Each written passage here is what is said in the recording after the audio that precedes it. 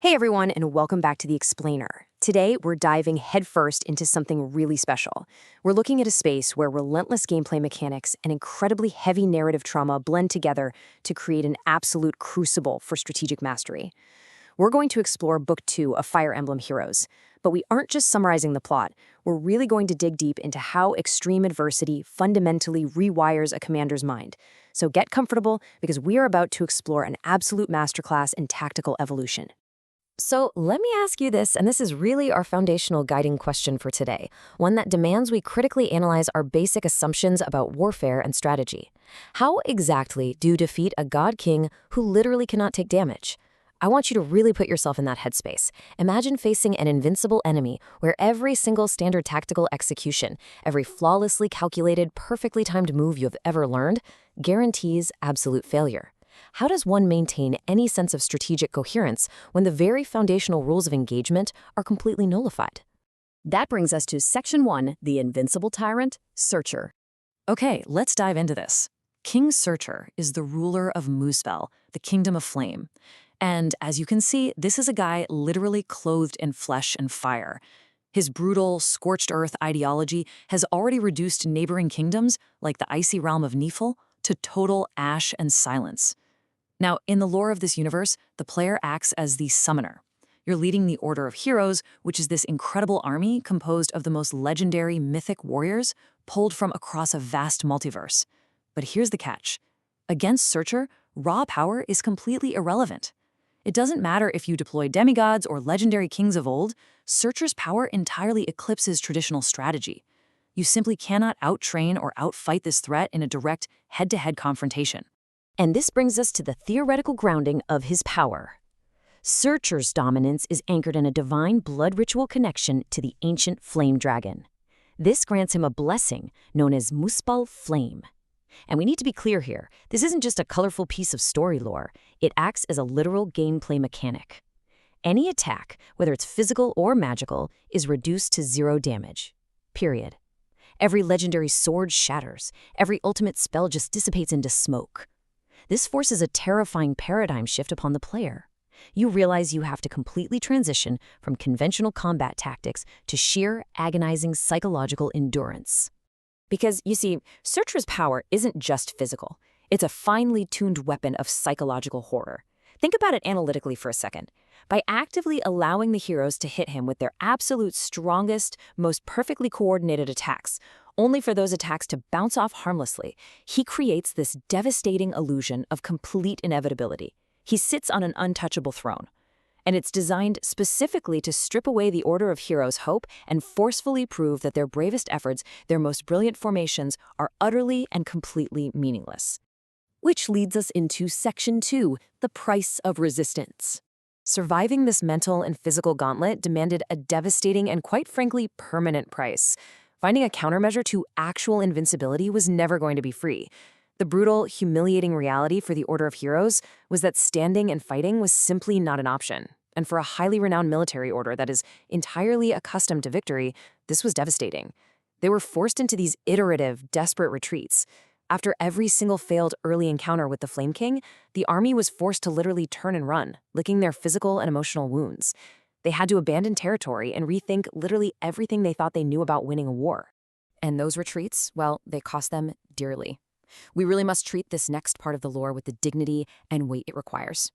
Princess Gunnthra, the eldest princess of the fallen Ice Kingdom of Nifl, became the ultimate sacrifice. Operating completely in secret, she utilized this telepathic dream connection to guide the summoner across great distances, basically feeding them vital clues about how to break this invulnerability. But tragically, just as the heroes finally reached her hiding spot in a burning forest, Surtr captured her. And in a moment that was clearly meant to completely and utterly break the heroes' morale, Surtr mercilessly burned her alive right in front of them. Yet, from that unimaginable tragedy comes a spark of hope that was bought with a life. In her dying moments, Gunnthra invoked the devastating Rite of Frost, which is this immense, life-draining ritual. Now, while it didn't kill Surtr outright, it critically weakened his absolute grip on the battlefield. Her immense sacrifice bought the precious time, the forward momentum, and the vital magical knowledge needed to keep hope alive, essentially passing the torch to her younger sister, Fjorm, to eventually complete the ritual. Let's move on to Section 3, the Summoner's Burden. To really understand how the heroes capitalized on that profound sacrifice, we have to shift our analytical focus to the player avatar, known as the Summoner or the Strategist, and their incredibly unique narrative role in all of this. They serve this fascinating duality. On one hand, you have the divine weapon Breidablik. This is the instrument used to summon multiverse reinforcements, right? Without this endless tactical flexibility, the Order would have been instantly crushed. But beyond being a mere tool of war, Breidablik acted as a narrative beacon. Early in the campaign, it glowed and guided the Order through the blinding snow to find a dying Princess Fjorm, the last surviving heir of Nifl. So the Summoner doesn't just manage troops on a grid, they are the literal compass that weaves the surviving remnants of broken nations together. This brings us to Section 4, Becoming the Strategy. Now, what's really interesting about this slide is how we're pivoting into the cold, calculated mental space of high-level strategic theory. This cognitive evolution perfectly mirrors high-level competitive gaming. The traditional concept of following the plan means relying on a perfect flowchart. You draw your best cards, you execute the steps in order, and boom, you win. But a standard tactician panics when that plan is inevitably interrupted. Becoming the plan, however, that is what happens when you draw a complete brick hand, a terrible set of cards. Instead of giving up, you proactively adapt fluidly to dictate the flow of the game. You scrap together a brilliant, messy defense that just buys you one more draw step. You stop relying on the map because you become the navigator. Let's elaborate on this trading card game mastery concept, because it honestly maps flawlessly onto defeating Surtr. In a high-level card game, mastery means intimately tracking interruptions, knowing exactly when your opponent might play an Ash Blossom or a Nibiru trap card, and purposefully altering your sequence to bait it out safely.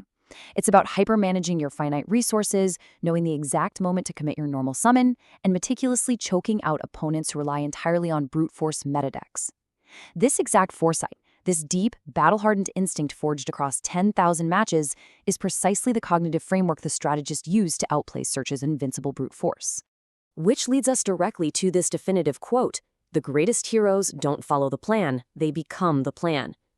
We really must emphasize that true legendary status is never, ever built when things go right. It is forged in the exact terrifying moment that a plan entirely falls apart against an impossible enemy. The Master Commander completely transcends the written rules to actively dictate the reality of the battlefield.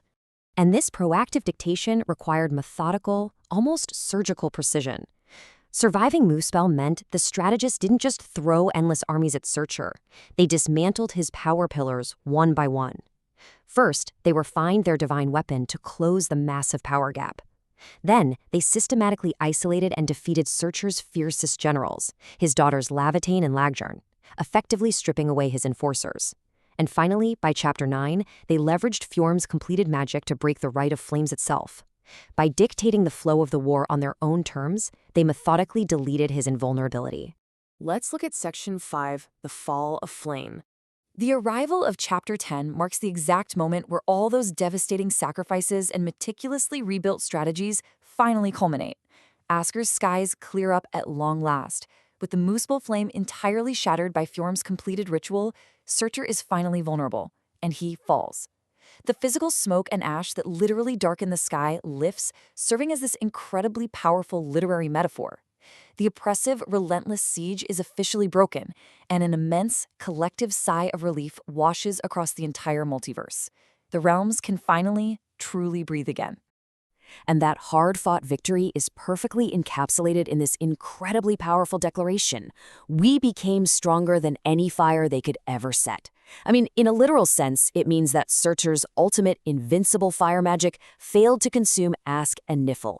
But metaphorically, this is an expression of absolute defiant, indomitable will. It's a declaration that the enemy's absolute maximum level of destruction, their absolute worst, could not extinguish their spirit. And finally, Section 6, A Legend Forged. So, the crucial point is, we must answer the ultimate analytical question of this explainer. How did the initial impossible threat of an invincible tyrant catalyze the summoner's ultimate ascension? It happened through trauma as refinement. The extreme hardship, the tragic loss of allies like Gunnthra, the seemingly impossible odds, they absolutely did not break the strategist. Instead, they acted as a literal crucible, tempering their tactical mind like iron in a forge. The grim tragedy of the war justified its incredibly steep cost by forging a legendary invincible hero, one uniquely capable of guaranteeing the world's continued survival against any future threat. Because ascending beyond a mere strategist is the ultimate reward here. Overcoming an impossible problem doesn't just end in retirement, it results in a permanent promotion in purpose. The strategist has taken total, absolute control of the battlefield. They ensure that their mastery is so ironclad, so deeply internalized into their very being, that no flame of that magnitude will ever be permitted to burn the kingdom of Askr again. Let's reiterate this powerful conceptual anchor one last time. The shift from following a strategy to being the strategy, from responding to the battlefield to dictating it. This perfectly summarizes how the hero's journey fundamentally rewired their psychological approach to warfare and survival. They no longer merely react to the storm. They have absolutely become the storm. I want to leave you with this provocative thought to deeply consider as we wrap up our explainer today. In your own pursuits, whether that's in high-level gaming, managing a business strategy, or simply navigating life's complex, everyday challenges, when your flawless plan inevitably shatters against an impossible enemy, will you panic, or will you embrace the crucible, adapt fluidly, and become the plan? Thank you so much for joining me on this deep dive. Use these insights to elevate your own strategic mastery, and I will see you next time.